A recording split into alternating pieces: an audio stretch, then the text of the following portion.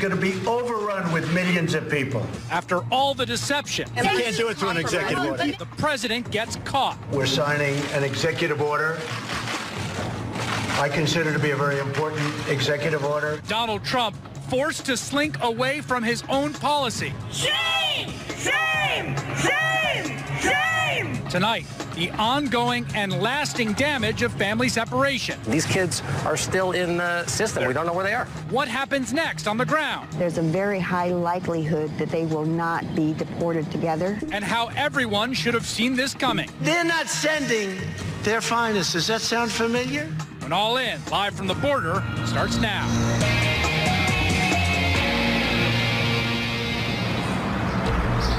Good evening from McAllen, Texas. I'm Chris Hayes, and we are in the city with the largest immigration processing center in the entire country, and it is the epicenter of this crisis.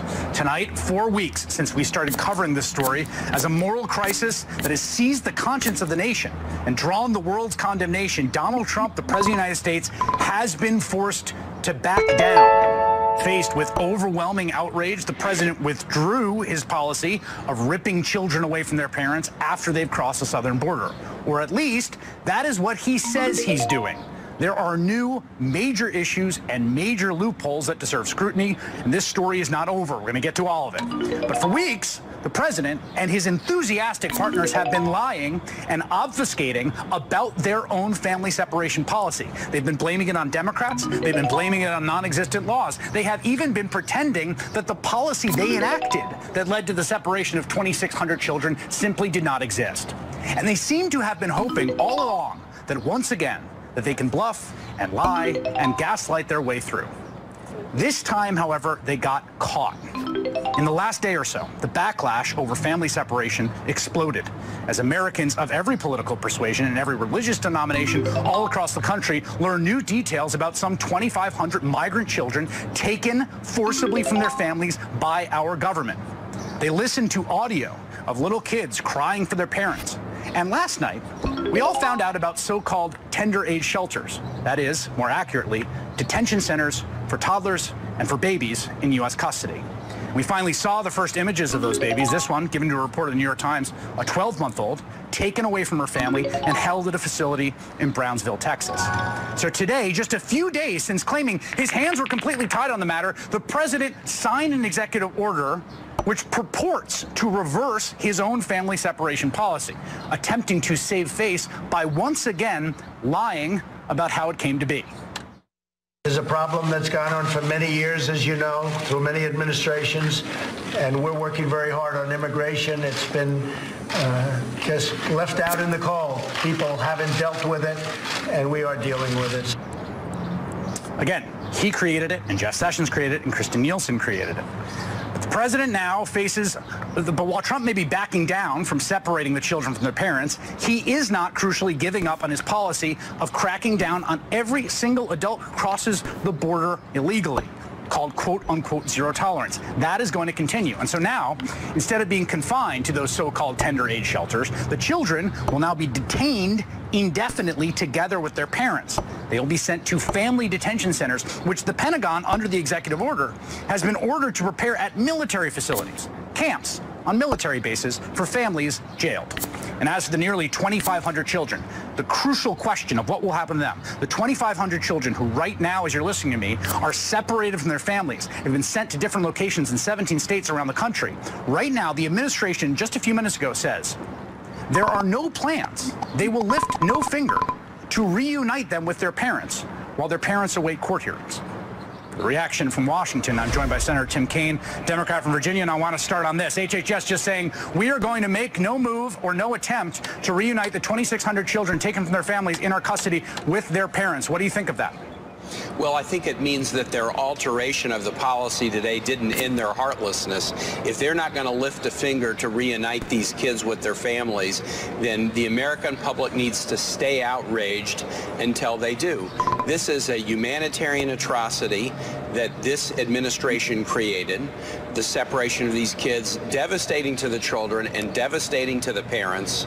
And what we need to do is stay on this administration until they stop the detention, until they reunite these kids with their families. And I'll tell you, Chris, we're going to have to really stay on them on this reuniting, because any administration that was cavalier enough to strip these families apart thinking that the American public wouldn't care, why would we trust that they would be diligent in trying to reconnect parents with kids? We're going to have to stay all over them to make sure that they do it. In terms of trust, I mean, there's a question about, when you read the text of the executive order, there seem to be some rather large loopholes. One of them being that they're directed to essentially keep families together, essentially in the bounds of the law and resources, I think is, I'm paraphrasing the section of the executive order. Do you trust, here it is, where appropriate and consistent with law and available resources? That's the only directive. There is no word of the use shall there, that they shall keep them together. Do you trust that this, in fact, will end the policy, that they won't keep doing this? Chris, no, I don't trust it. I think there's 4 big unanswered questions in addition to this sort of, depending on the resources loophole you point out. Will the families be indefinitely detained? Where will they be detained? What will the process be to determine their future status? And will you treat lawful asylum seekers as criminals? As you know, just last week, Attorney General Sessions said that no longer would the United States treat well-founded claims of violence or domestic abuse as a reason for asylum. This is a dramatic change in U.S. law. So will we now start treating lawful asylum seekers, and many of these 2,500, 23 to 2,500 kids are in that category, are we going to treat them and their parents like they're criminals now? Huge questions, huge loopholes, and then you get to the question of, and what about the kids that are already in custody? What are we going to do with them? There's some talk about some bill being voted on in Congress. There was a big fight between Mark Meadows and Paul Ryan today. It's unclear whether they have 218 votes for either of the 2 bills that have been entirely crafted by the Republican caucus, an extreme bill and a less extreme bill. Is there anything that's going to happen legislatively in the United States Senate in the next week or so? Well, we're going to see what the House does, but I'll tell you, Chris, I'm very skeptical about it, and here's why. We came up with a bipartisan bill in February. I was the Democratic drafter, Lindsey Graham the Republican drafter. We introduced it with 16 co-sponsors, 8 Democrats, 8 Republicans. It accomplished 2 objectives that the president said he wanted: permanent protection for 1.8 million Dreamers and $25 billion over 10 years for border security. We put strings on the border security money so it couldn't be used for a vanity project like a wall, where a wall wasn't necessary. But we basically did a deal and came to the president and said, both of these match what you've asked for. Can you take yes for an answer? Chris, you know what happened. The president's political advisors got to him, told him that, no, you've got to be tough on these immigrants. And so he did a 180, poured cold water on it, and trashed it. And since that moment, instead of looking for bipartisanship, he has doubled down on cruel, harsh policies, ending DACA, ending the temporary protected status for refugees, threatening to end family unification, threatening to end the diversity visa program, talking about shithole countries. This from a president who still is obsessed that President Obama isn't a U.S. citizen. The reality about President Trump is it's not the illegal. He will try to punish immigrants, lawful or unlawful, and we're seeing in the nation a precipitous decline on foreign tourists willing to come here, foreign students willing to come study here. That's who this man is, and so I'm very skeptical that anything he would support at this point would be anything good. All right, Senator Tim Kaine, thank you for your time tonight. Absolutely. I'm joined now by Governor Andrew Cuomo of New York, who is suing the Trump administration over its policies for detaining migrant children. Governor, my understanding is that that lawsuit was in concert with some other states over this specific policy. And does the executive order signed today change the legal status of that lawsuit? No, it doesn't, Chris, and it's good to be with you. I think I heard your opening. I think the situation is even worse. I don't think the deception has stopped. I think the executive order is a sham. I think it was a press release to vent some of the anger. but I don't even think it's legally enforceable. If you read the executive order, it says they're going to set up family detention centers. The only problem is they can't set up family detention centers. There is a body of case law, the Flores settlements that they've been talking about, where this has been litigated for 20 years. And the court has said you cannot put young people in a detention center except for a very brief period of time. So you can't set up a family detention center. And if you want the loophole in the executive order, it says as permitted by law. And then it says the Attorney General shall go renegotiate the Flores settlement. They've tried to do that many times before. The court is not going to allow them to put young people in detention centers. That's how we got here in the first place. When they put in zero tolerance on April 7th, they were basically arresting the parents. They couldn't detain the children. So they now sent 2,500 children to the wind, and we have to now go find out where they put them. So when the executive order says we're going to set up family detention centers on DOD bases, but by the way, the Attorney General has to go get court permission first, I don't believe that permission is ever going to come. I think this is just the president continuing to create a crisis, using 2,500 children as political pawns, and then leaving it to the Congress to try to get a settlement, and his settlement is going to be, I want a wall. Literally, the name of the executive order is affording Congress an opportunity to address family separation. Right. This executive order is just a press release. Let me ask you about, when you talk about the children scattered to the wind, some of them have come into your state. There was footage last night. New York One seemed to capture some young girls being taken to a foster care facility in East Harlem, New York. Two questions. Do you know the number of children taken from their parents currently in the state of New York? And what are you going to do as governor, since HHS isn't going to do it, what are you going to do as governor to reunite them with their families? Well, there are roughly 300, the best we can determine. They are all under federal jurisdiction. It's so bad, Chris, we wanted to send doctors, mental health professionals, counselors, etc. Because just imagine the trauma these children have suffered. I mean, it could scar them the rest of their lives. We offered to send state resources to help the children. The federal government said, you have to go through an application process. It's going to take 2 weeks. They don't even want to tell the state how many and in what facilities. That's why we started the lawsuit, which is the federal government violated the due process rights of the children and the parents. By the federal Constitution, citizens and non-citizens, undocumented people, still have a fundamental right to be in their parental care. And that's what our lawsuit is going to be about. And we're going ahead with that lawsuit because, as you pointed out, there's no provision in the executive order that even speaks about the 2,500. And as a matter of fact, they have said they're going to continue doing what they're doing until they can get a new plan in place. And by the way, this executive order, I'll bet you $1 tonight, never gets executed. We're going to see as that continues. Governor Andrew Cuomo of New York, thank you for making some time. Thanks, Chris. Thanks.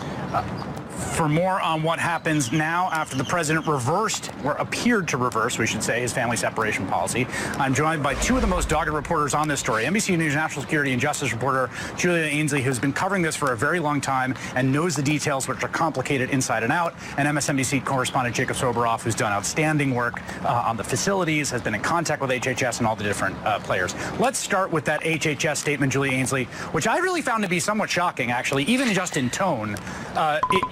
It is a kind of blithe dismissal of what is on the front of minds for everyone, not the least of which the actual parents, which is, okay, how does reunification happen?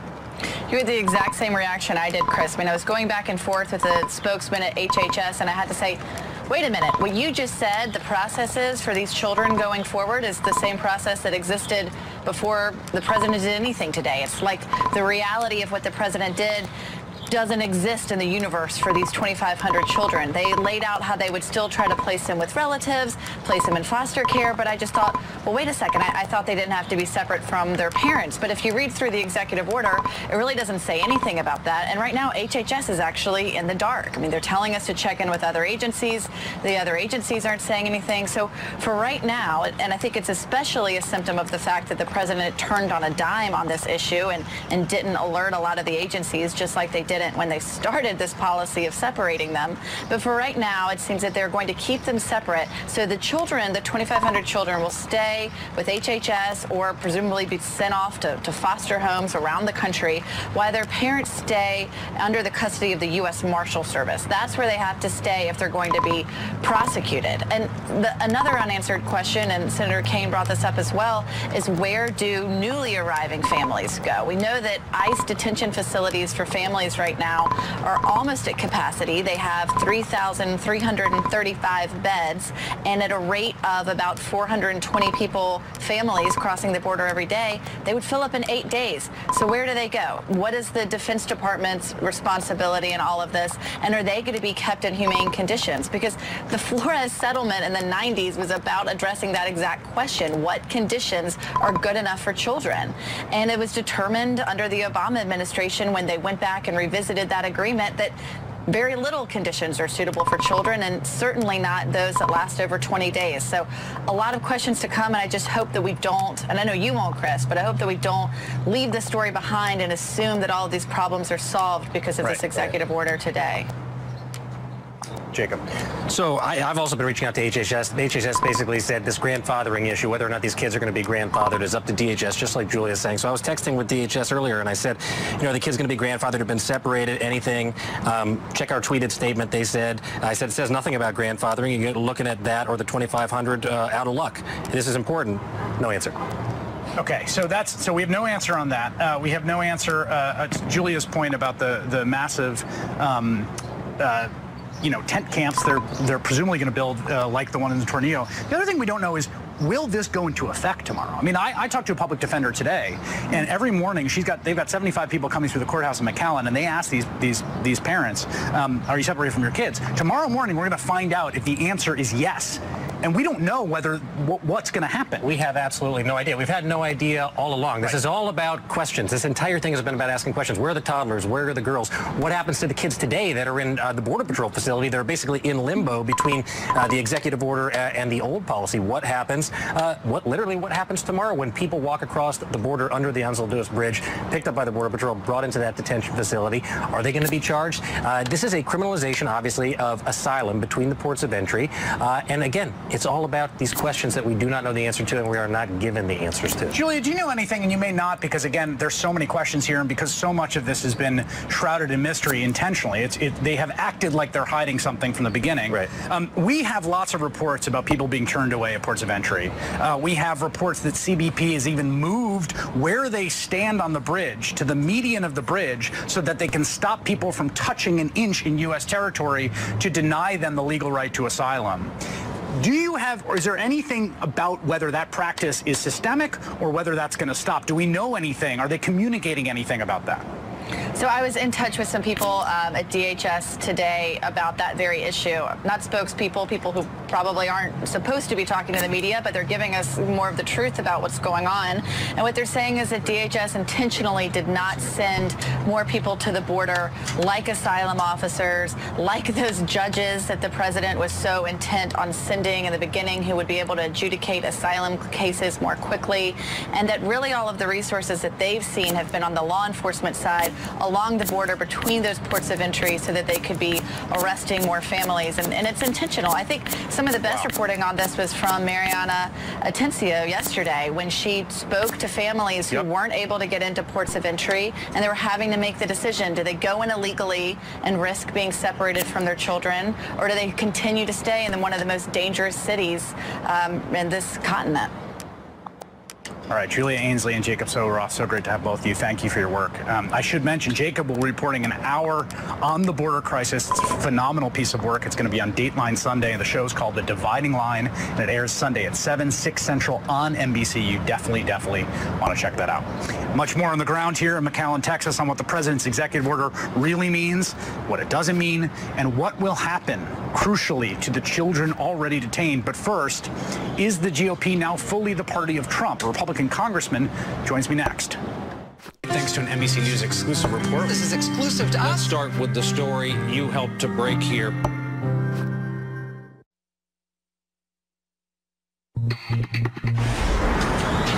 Longtime GOP strategist and MSNBC analyst Steve Schmidt declared last night he was leaving the Republican Party, which he called now fully the party of Trump. Ronald Reagan, he tweeted, would be ashamed of McConnell and Ryan and all the rest while this corrupt government establishes internment camps for babies. Every one of these complicit leaders will carry this shame through history. They have disgraced their country, brought dishonor to the party of Lincoln. Around that same time, the Republican lieutenant governor of Utah was also tweeting this. Can't sleep tonight. I know I shouldn't tweet, but I'm angry and sad. I hate what we've become. Many Republicans in Congress have expressed reservations about the Trump policy of family separation, but crucially, not a single one signed on to Democratic efforts to pass a standalone bill to stop it. With me now, a conservative congressman who described the separation policy as terrible, Congressman Roger Marshall, Republican of Kansas. Congressman, it was yesterday, I believe, or a few days ago, the president said explicitly, I can't just sign an executive order to stop this. And then today, he signed an executive order to stop it. Was the president lying? No, not at all. I think the president was much like a big ship sailing into the wind, trying to tack back and forth. He started down a policy direction. It wasn't working quite the way he wanted it to, so he tacked it over to this side. I think that you have to keep in mind the president's main objective is always national security and securing these borders. So he's going to keep that as his priority. Certainly he was concerned, as much like you and I are, about the children, and he's going to try to fix this problem as well. If he was concerned about the children, why did he only act after several weeks after 2,600 children had been separated, a massive media outcry, people turned against him at Capitol Hill, and after he gave a speech the other day in which he said you have to take away the children to applause?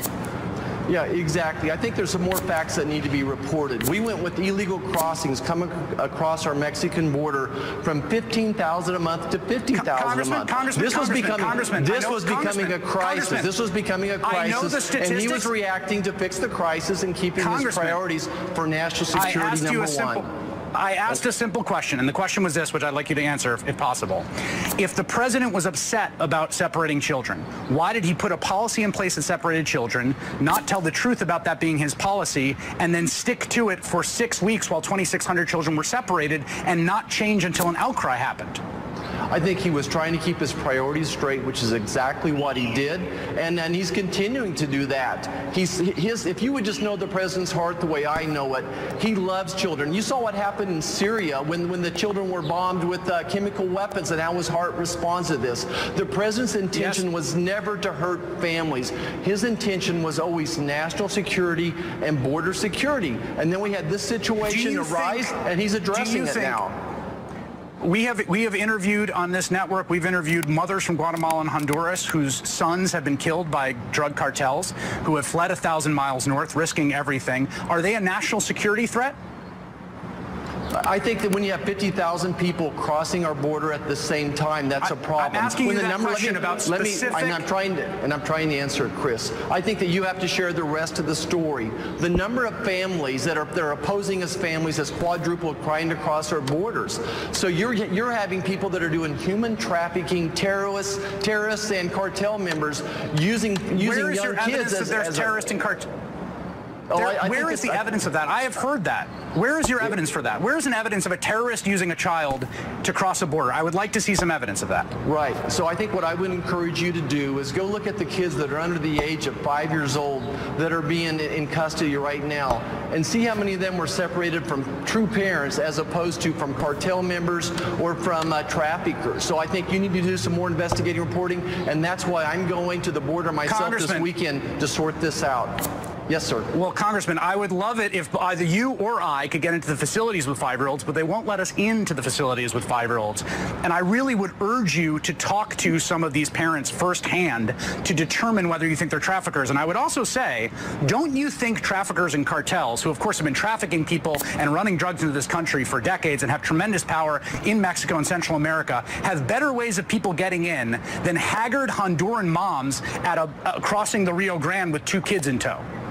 You know, how can you explain that the number of families, people posing as families, have quadrupled? How can you explain the number of people asking for asylum has increased exponentially? Congressman, I'm just asking, what is your evidence? You keep... Congressman, you keep using the word posing. Congressman, I'm just asking you. You keep using the word posing. You keep implying that these people are making up stories, that 5-year-olds have been coached, that they've been taken by traffickers. What I'm asking you is to present evidence that that is happening in any systemic way. And certainly that was my questions for DHS yesterday, and they've reassured me what I just told you is the truth. And so I think when I go to there this weekend, I'll try to sort it out more. But why don't moms with legitimate family go through the proper routes? If they want asylum, why don't they go through the legal route where their children would be protected? Why would moms jeopardize, why would moms try to attempt to sacrifice their own children? Why don't they follow the law of our own lands? Congressman, do you have moms in your district? Yes, I've delivered over 5,000 babies, so I have a few moms in my district.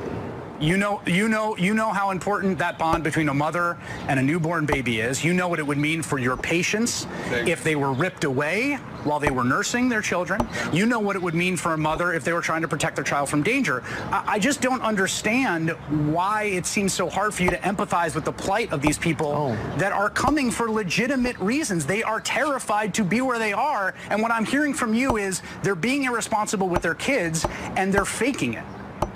No, Chris, I have great empathy. Like the president, I have great empathy for these children and for the moms. I want to do everything possible to keep their families together. I've said over and over, this is a terrible situation, and I want to fix it, and that's why I'm going to vote yes tomorrow on our legislation to fix the problem, a long-term fix that gives long-term certainty to this very terrifying situation. So I want to fix. I think we can have both. I think we can have a country of laws. I think we can have security, and I think we can have compassion as well. It doesn't have to be either or.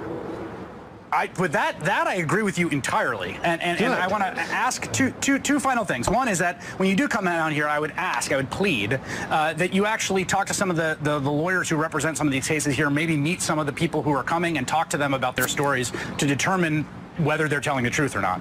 And my second question for you is, I just want to get this on the record because were you in the meeting with the president with the House GOP? Yes, sir, I will. Yes, I'll commit to asking those moms, and yes, I was in the meeting with the president last night. Okay, so just the final question here. This is the president recounted about his appearance there. He said, had a great meeting with the House GOP last night at the Capitol. They applauded and laughed loudly when I mentioned my experience with Mark Sanford. I have never been a fan of his. The president castigating Mark Sanford, who lost his primary. There's 2 members of the House GOP caucus who have said that's categorically untrue. Is that true? I heard a lot of cheers. I heard a few groans, but uncategorically, this president was supported. I don't know if we're going to have a blue wave, a red wave, but we're going to definitely have a Trump wave this winter. And if people don't hop on this Trump train now, they're going to be left behind. It was like Newt Rockney was talking to us last night, giving us a great speech going into battle. This Republican Party supports this president. I've never seen such engagement and support for a person in my entire life. It's just been incredible. It's like Yankees fans and the Yankees and Red Sox and their fans. They're just totally engaged with this president, and they're going to support him to the end. Would you say that voters around the country, when they're thinking about who to pull the lever for this fall, whoever that name is on the Republican Party, they're really voting for Donald Trump, as you just said, because of the unanimity of support, the robust, powerful, and unanimous support of the Republican House caucus for Donald Trump, that when they're voting for a lever there, what they're really voting is for the president or against the president? You know, I'm not a professional politician. What I know is that President Trump plays very well in a lot of districts. I say it's partially true. So in my district, that's probably true, but maybe in a swing state it's not. There was this very simple question. Should voters, when they go to pull the lever and when they're thinking about who to vote for, whatever that name is of the congressional Republican candidate, what you just said is this is a fully united party behind the President of the United States, a raucous and robust support for him. Should they be thinking that really they're voting for someone to support Trump when they go and pull that lever? I think in the same way that when Ronald Reagan was running for re-election, people were voting for Reagan. But I also think I can stand on my own merits as well in my own district. And Kevin McCarthy will stand on his 2 feet, and so on Steve Scalise will stand on his own 2 feet as well, that we are individuals. What makes this party great is we get choices. We can disagree, and that disagreement leads to greater decision-making process. And this president welcomes that disagreement. He welcomes that banter back and forth. So we're all in on Trump. He's going to be a great asset for us this fall. Final question. Will you agree right now that after you come down here and after you talk to some of the actual people who are coming across the border and their legal representations, you can come back on the show and we can talk about what you learned? I'll be honored to. Excellent. Thank you, Congressman. I really do appreciate you taking time with me tonight. Thank you, Chris. Thank you for caring about these kids and these moms and the entire situation. You got it.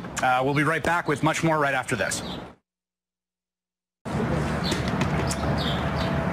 For all the talk about the White House, from the White House, about criminals and criminal aliens that are streaming over the border, here's what the practical effect of the Trump administration's zero policy is. It is to radically shift public resources from prosecuting people with actual criminal records to prosecuting people with no criminal record whatsoever, with a misdemeanor, desperate people seeking refuge. Earlier today, I spoke with an assistant federal defender from the McAllen office. That's someone working on the front lines of this problem. I asked her to walk us through the difference between the before and after of Trump's zero-tolerance policy.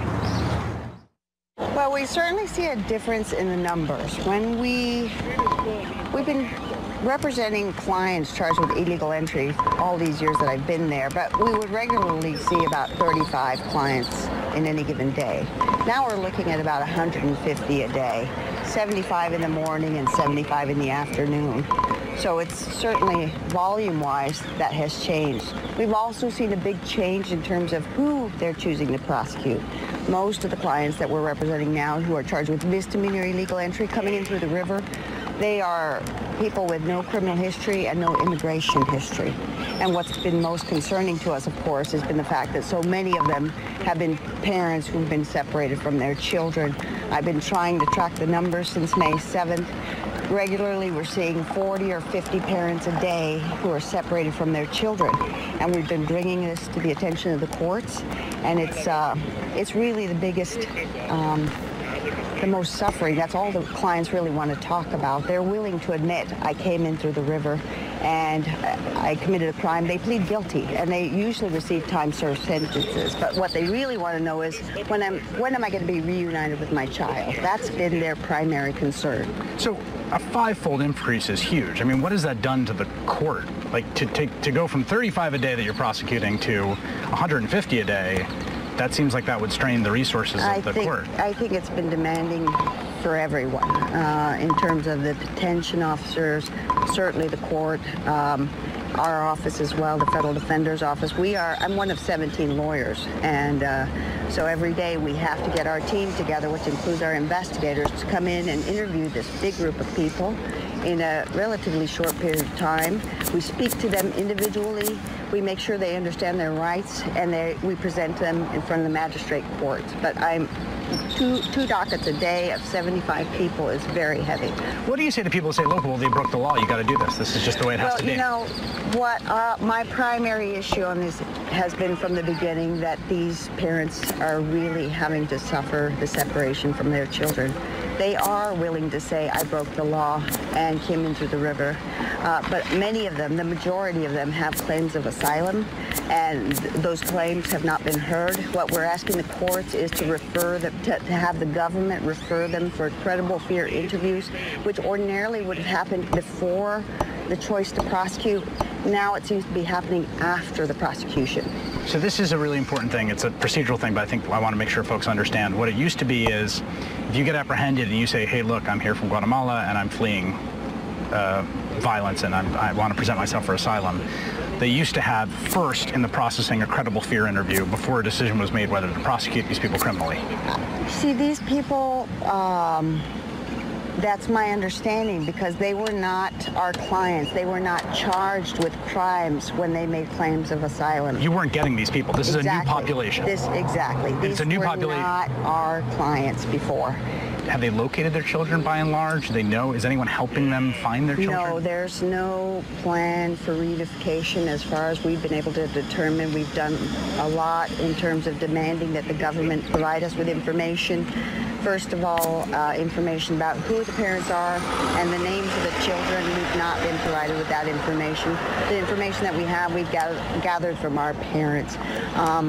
And in terms of reunification, I heard a lot about the ORR and its system, but what I've understood from the beginning is that essentially they're on two different tracks. The parents are in the immigration track and they are seeking asylum. That's a track that takes months, but when I'm representing them, they're already set for expedited removal.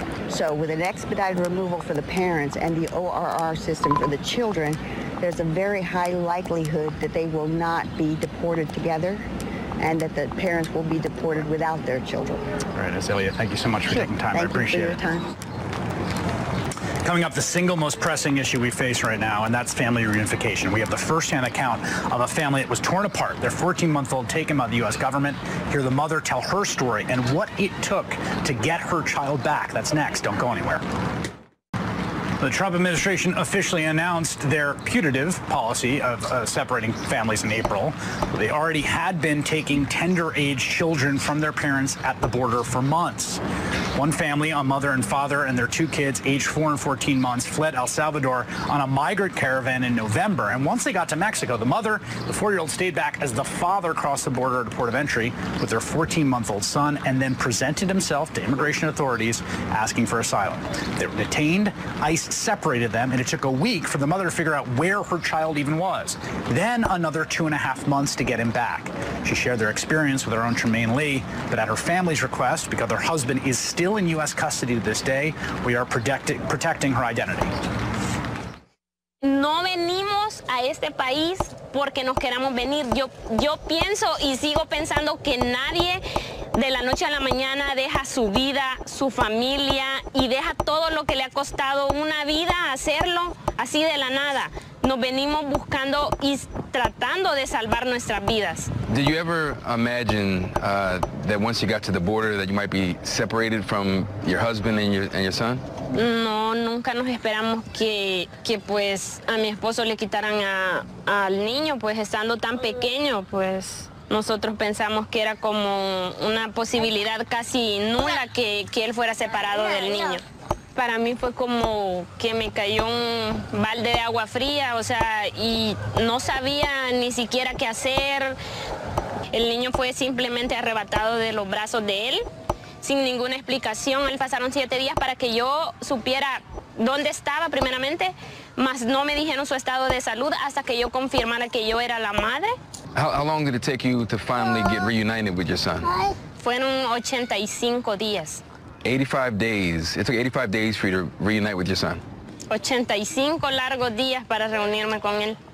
Y pues habían días que yo sentía como que yo era una extraña queriendo adoptar a mi propio hijo. What was it like to finally get this little boy back in your arms? Pues fue una sensación como de alivio, más sin embargo fue como bien difícil asimilar en las condiciones que él venía. Parecía que en los 85 días que estuvo nunca le dieron una ducha, traía una plaga de piojos y pues venía bastante descuidado. What was that first night like when you got back? Él tenía miedo que yo me acercara a la cama con él tenía miedo de dormirse, él batalló hasta o sea, tengo tan presente ese día como que fuera ayer, batalló hasta las 11:35 de la noche para que se quedara dormido, o sea, hasta que ya el llanto lo venció, cerró los ojos y pues lo fui a acostar a la cama y cuando lo acosté empezó a gritar otra vez como que alguien le estaba haciendo algo y lo tuve que tener toda la noche, lo tuve toda la noche en mi pecho. Y recuerdo que el día siguiente amanecí con un dolor en el pecho porque él no quería que yo lo acostara en la cama. After being separated from him for so long, do you hold him closer now? Hoy prácticamente no me puedo desaparecer 5 minutos porque él empieza a llorar y empieza a gritar. O sea, tiene que estar prácticamente viéndome que estoy ahí, porque si no él está diciendo ma, porque no puede ver que no me vea, digamos, por 5 minutos. No me puedo